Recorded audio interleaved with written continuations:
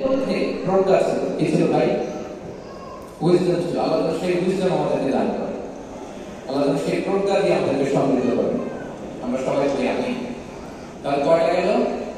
তিনটা। 4 নাম্বার হচ্ছে reform centric mindset. মানে রাসূল সাল্লাল্লাহু আলাইহি ওয়াসাল্লাম সংস্কারবাদী ছিলেন।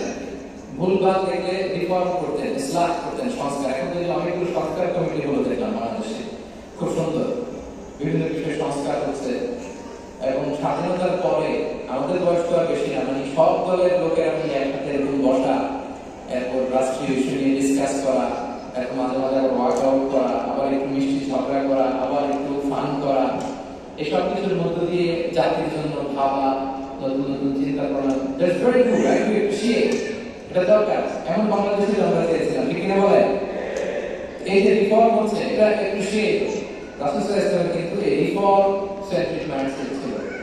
অন্যায় দেখলে, ভুলভাব দেখলে, অসঙ্গতি দেখলে, ইনকনসিস্টেন্সি দেখলে শুধরে দিতেন, শুদ্ধতার অভিযান চালিয়েছেন। মক্কাতেও মদিনাতেও রিফর্ম করতেন, সব খারাপকে তিনি ভালো দিয়ে পরিবর্তন করে দিতেন। আসুন সিরাতের আয়নায় থ্রু দ্য লেন্স অফ সিরাত আমরা দেখি কিভাবে পরিবর্তন করতেন। রাসূল সাল্লাল্লাহু আলাইহি ওয়াসাল্লামের একটা আদত বা হ্যাবিট ছিল, তিনি কোনো ব্যক্তি বা কোনো স্থানে কোনো বাজে নাম বা খারাপ নাম দেখলে এটা ভালো নামে চেঞ্জ করে দিতেন। মক্কা থেকে মদিনায় হিজরতের আগে মদিনার নাম ছিল ইয়াসরিব। কি ছিল? ইয়াসরিব মানে হচ্ছে প্রতিশোধ বা নিন্দা বা ক্ষোভ বা ভর্ৎসনা, সবগুলো খুব বাজে মিনিং ডিনোট করে।